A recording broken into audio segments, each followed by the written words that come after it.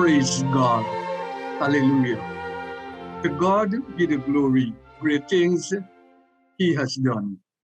We are a blessed people. A warm and sincere greeting to all our precious viewers. Welcome to your favorite program, Choices. We are not only concerned about your spiritual growth and development, but also the total man. We want to take a look at the carnage on our roads. How many innocent lives have been lost? We're less than 1 million in population, and we cannot afford to continue at the rate we're going. We appeal to all road users to let good sense prevail in order for us to put an end to this madness. Let us exercise the 5 C's. 1, care. 2, caution. 3, consideration. 4, common sense. And 5, courtesy when using the roadways. We want to minimize, if not eradicate, the loss of human lives. In this manner, to our professional ranks, please continue to do your work in a professional manner. Let us treat others as we would want to be treated. We care about you. Plenty love from Choices. God bless you, and God continue to bless beautiful Guyana. Again, welcome and thanks. I think it was in Bible school I heard, I can't remember exactly who was the teacher then, the professor then, but I heard heaven is the first law of order. I heard that statement. And God has created us as social beings. And while He has created us as social beings, that is done or was done in a context. And if we could recall, at one time God gave Moses what was referred to as the 10 commandments. And those commandments, the intention was to bring order in our lives, how we are to live and how we are to conduct ourselves. Thou shalt not steal, kill, covet. And so 10 commandments were clearly laid out as to how the people should live at that time, which is still applicable now. And so what has happened now is that men would have borrowed these ideas from the Bible because everything originates from the Bible. Nobody created anything. Some people like to think that they created something in themselves, but everything was patterned off of the Word of God. So society now has what? Rules, laws, mores, and norms, and all of these things are so structured. In social studies, they taught us that rules, norms, mores, customs, practices, but all of these things, if you look at it, they are hinged upon those commandments and what God has really said. And so the reason for that is to bring order in society. So a violation of those things could throw society into chaos. For example, Bishop, you talked about it's Windsor Road. When you person should be going one lane going down, you have a double lane, and so you find vehicles kissing and confusion. Now I've noted that 2 policemen on their traffic bikes, they're sitting like that, watching them. So some of the people who come around the bend, they run straight into the policemen, and the policeman just say, come, come, come. And so policemen are gatekeepers in a certain kind. They keep the gate for order and those who want to break laws and so on. I think the other day I saw a video was posted. One man choked another one, and look how these guys coordinated. Choked him, blocked him out, as we would say, went into his pockets. And so it was so nice to see that the next day, I think it was, that the police had these men, they captured them, and that is a plus. So they are gatekeepers, and so they are part of the whole process of order. So I think we have to, as families, seriously consider teaching these rules, these laws, how to use the road, how we should use pedestrian crossing, the kind of Reverend Singh made mention of the 5 C's, and how we should be courteous and not being abusive and running over people, running into people and so on. We just have to reflect that God really created us as social beings, yes, but we have to live in a context. And that is why we have rules, laws, norms, mores, or customs that we should follow. And if we do these things, we could very well save lives and get some order in our society. Gentlemen. Dr. Hudson, I'm so happy that you were able to so eloquently establish that God made us social beings. We must live among each other. No, it is God who said that it wasn't good for Adam to be alone, that he needed others. And many times because of many reasons, we sometimes believe that we can live alone. But that is not quite possible. Even God knew that. We need each other. I need you. You need me. We all need each other. We make a wonderful company. Some cases you'll say for your children and your wife and your spouse, you say we make a wonderful family. I believe that the 5 C's that were established for driving goes way beyond driving. Not just driving, but it helps as a guideline to our day-to-day interaction with each other. Care, for example, is necessary, not just personal care, but care for each other. It becomes absolutely necessary that we look out for and have a compassion for. I get the impression that we don't value life. Sometimes as you see what happens, for example, on the road, we once we live, that's it. To God be what happens to anybody else. So a sense of care, a sense of caution, and that becomes so critical, not to be reckless. The need for caution as we interact with each other. Because just while you might be in a big truck, for example, and no offense against truck drivers, just the image, you might be in a big truck and an accident, the physical injury might be minimal for you. The consciousness that there is someone in a small car or on a cycle must make an impact and impression upon my mind. So I must be cautious how I operate. Or what about consideration? Oh man, and what about common sense? Sometimes we don't see, I guess they say common sense is not common, right? We don't see to exercise mere common sense. And so, and the subject of courtesy, and oh man, from a very early age at home, that those values are instilled. That's the point I want to establish. From at home, early in our lives, we should learn these things because we will constantly interact with each other. And Dr. Hudson, I'm so happy you spoke about order as well. On as sticking to the roadways, as we use the roadways. I remember as a youngster growing up, I'm not that old, but I remember the police used to prosecute you for lights on your bicycle. You must have a light back and front. You must have had a light on your bicycle when you're riding in the evenings. That was not so long ago. So we need to go back to those days. Now we have reflective vests as well. And they have so much more paraphernalia that is being sold for cyclists who ride in the evenings. They have these flashing lights, and there's so much more that the developed world has that we can take some and adapt to our society. We have a very dark country. We know that. We're working on that. But in the meantime, to save lives, Reverend Asana mentioned value, I think.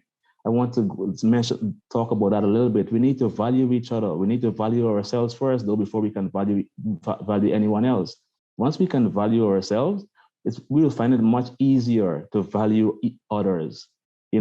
As it relates to order as well, as we use the roadways and as we do rehabilitation, yes, we remove the traffic lights to rehabilitate the roadways, but we don't have to do that alone. There are temporary traffic lights out there that we can install.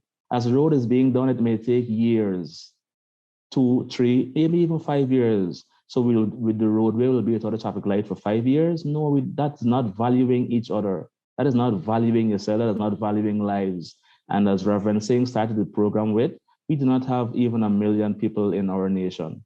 So we need to start valuing, and we need to start understanding the process of valuing each other, But we first need to value ourselves, I must say. There are temporary traffic lights that out there that we can put into the contract that the contractor must use. And we have life spared, we have spared lives as we continue our rehabilitation work and all of our infrastructure work. They're temporary measures that we can use to value you and to value me. Let's value each other more. I endorse what my colleague just said about a dark country. He was referring to the state of electrification in terms of it, nothing else. He's referring to the state of electrification in the back alleys, in the streets, on the dams. That's what he was referring to.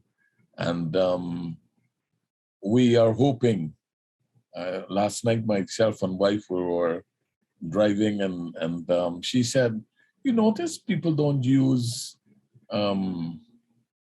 cycles a lot these days? And I said, well, it depends on your perspective. As we speak, there are 3 cyclists on this road that I'm driving on. They have no lights, but it is my duty as a driver to know where they are. They have no lights. And she was, where? And I showed her they 1, 2, 3 as I passed them. And so they're all over. They're not only there riding their bikes without lights in the darkness, they're coming against you in a one-way street, against you in the middle of the road. Like, if you better get out of the way, I have the right of way. And that's the kind of mindset that we have. But that speaks to the whole question of order. We have to return to that place where order is respected. You can have 10 C's. If the human being does not have that personal order, we will have to have a greater presence of the coercive arm of the state. They'll have to be in every corner. They'll have to be in every highway. They'll have to be in every river in order for some of us to do what we should be doing. And so we are pleading with you not to only do right when the law is present, but to do it instinctively. And Choices would like to commend the Ghana police force. I mean, the image of those 2 guys out there strategized to rob that man. According to one media report, they got $700 and the man's cell phone, something like that. Look at the effort. The magistrate, I hope, will consider them for special treatment. That man, one of them locked that businessman off and put him in a sleeper. This is no show. This is shocking. And the man passed out on the road there, on the pave or whatever it was. But the most brilliant part of it is the fact that they were apprehended. And we want to say hats off. The police, they get brickbats, they get whatever, but we want to give Jack his jacket, and we want to give, instead of brickbats to the Ghana police force, that one event, we want to give you a bouquet of flowers. And I had a school friend who used to spell bouquet in a special way. We want to give you a bouquet of flowers. Hats off to you guys. Great work.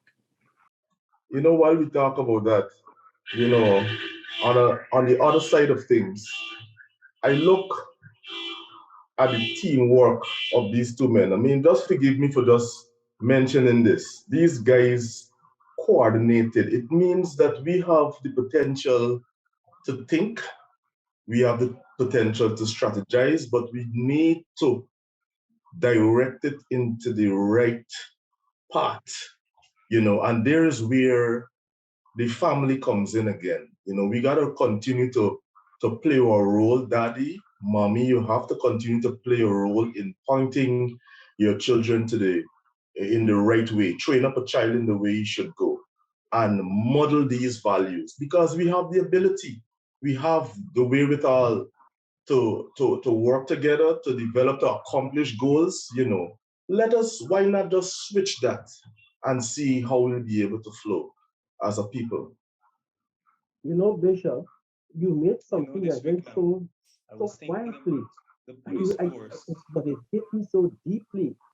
You just said that if we establish order, I'm putting it in my words, if we establish order from the grassroots level, it in essence is going to even save us capital expenses in areas like the police force, because you will have to put more men out to maintain order and to bring order. I so it brought to my attention the importance of from the executive level right down to the ordinary level, how we all will benefit by just establishing order. And I pray that that training and that environment will be cultivated from this moment. Amen. Reverend Son, if I hear you, I think you're suggesting that order contributes to development in every fashion and in every form. Because I'm thinking what you've just said, look at like the cost of a vehicle, for example, one vehicle. Let us not go to lives as yet, but the cost of a vehicle, the cost of damage to traffic light and to bridges and so on, that, eventually those things got to be restored.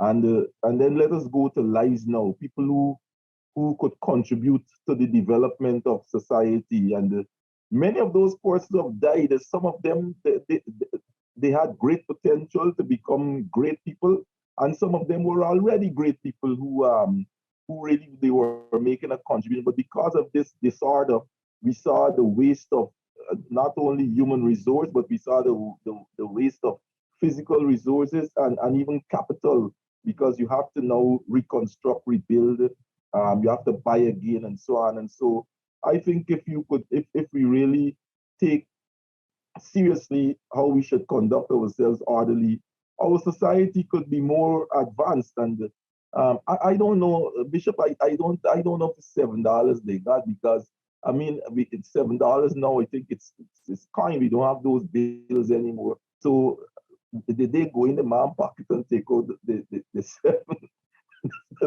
seven coins? But look how they could have made money by just doing some work. Even if it is what might be considered menial, like weeding. There's a man just by our church there. This guy, I take pleasure in giving him the $100 or sometimes $50, $20 to fetch the bottle of water from you, because there's a lot of weight. This guy stands by Ardina Street there, and when you go to buy water, he stands there and he takes $20, $40 to fetch the bottle of water after filling it to the vehicle. At the end of the day, I am sure the man makes maybe a couple of $1,000 because he is determined to work. And these men need not operate like that, because if you were determined to work, and work is hard, if you were determined to work, you could make far more money than actually sitting down at the back of a police vehicle with handcuffs on your hand, heading to only God knows where and what will become of you. And so we need to concentrate on being orderly. One of the things we have to do, and this one could be a little challenging, is to really remove the celebration of criminality. In a certain section in our society, criminal enterprise is really celebrated. And those guys who got caught on the video, people would back in the hole, back in where they are from, they're celebrated by like how you mix put on the sleeper and those kind. There's nothing to celebrate there. But this is the mindset of a generation, not only in this country, but in the world. And we have to find a way to be able to show them, like you pointed out there, Dr. Watson, that we can become more involved in productive efforts and legitimate productive efforts. So we can move from one stage to another to be a blessing.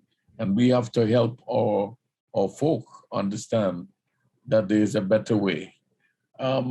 We just have a couple more minutes, and I'd like to introduce an idea.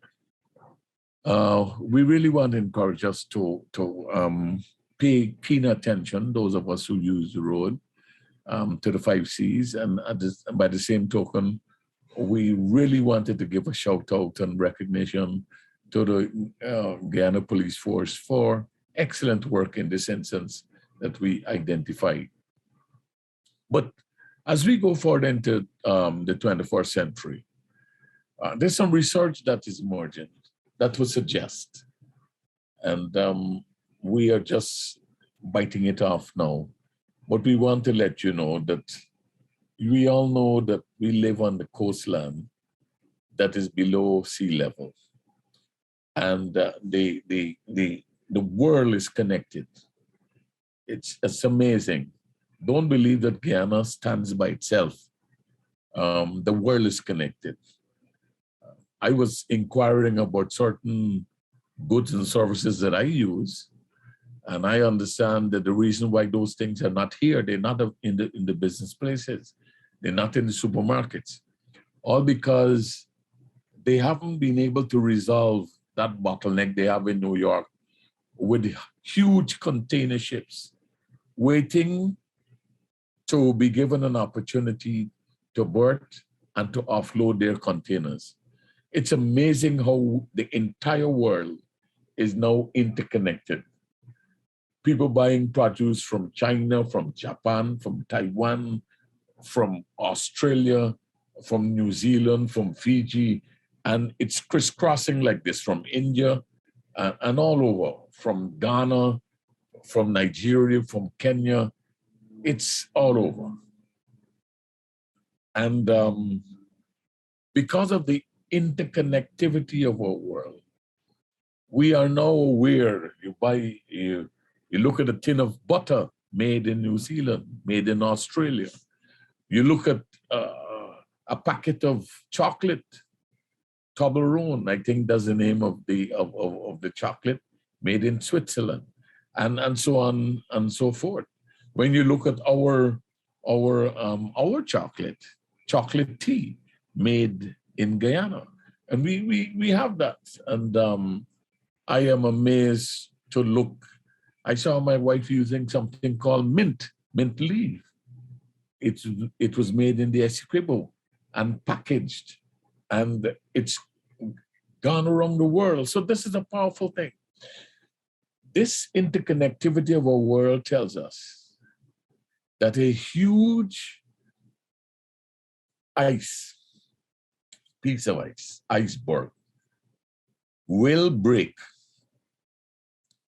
from where it is currently lodged in Antarctica, and it's the size of Florida.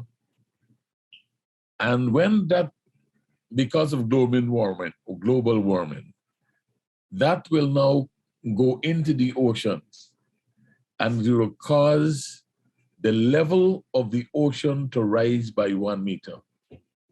Now, ladies and gentlemen, that they are postulated could have catastrophic effects on countries like Guyana. Now, Joshua would be able to tell us quickly what a meter translates to in terms of feet and inches. The thing about that is that Georgetown will be put under enormous pressure. As we know, Georgetown, the water will rise. So we could have flooding. So as you plan to build your dream house, as you plan to invest in your business, we're going to be discussing more of this. I'm just giving you an introduction. There are realities that we need to think about. Gentlemen, Should we panic or should we plan? I think, Bishop, we should plan. We should plan way ahead. I remember in 1992 at the Rio Summit that was held in Brazil, the issue about climate change and its implication and its impact for particularly low-lying states, those issues were ventilated, and they were consideration that going forward in terms of economic and social development, plans should be put in place where there'll be coexistence between human life and development and that of the environment. And so your mention of the fact that this iceberg will break off, I think in another 5 years or so as it's predicted, it's cause for us to accelerate or increase our ability to plan, because science has shown that it will happen. I mean, look at what happened to us early last year. We had unprecedented amount of rainfall, and even some of the areas outside of the capital city were affected. So it's not just the ocean level that will rise, but because of climate change, we have unprecedented amount of rainfall. And also we're accustomed to hearing May, June rain, December, January rain and all of that. But we are seeing that the cycle has been changing over the years. And so we need to plan. How can we counter, or how can we extricate ourselves from the likelihood of this thing happening? Bishop, 1 meter is 3 feet, 3.32 inches. 3 feet, 3.32 inches. Thank you, Joshua. And could you imagine having an increase of 3 feet in the ocean? This is not tsunami. This is just because of human behavior and how it is affecting the climate. Now I can hear some classical people say, I don't believe in that foolishness. We are going to have some more discussions on this. And, we have a duty. You know, there are people who say the world will end. Well, the whole question is, we better understand the signs of the time. And this is one of the signs that we need to take a serious note of. We will continue our dialogue. Thank you for being with us. This is Choices. As usual, be blessed. We wish you all well. We thank you for joining us on Choices today. Remember, you can join us at First Assembly, LNP Durban Street, Workmanville, Georgetown, Guyana, for any of our special services. I'm Celacia on behalf of the set, reminding you that your whole life is the sum of your choices. God bless you.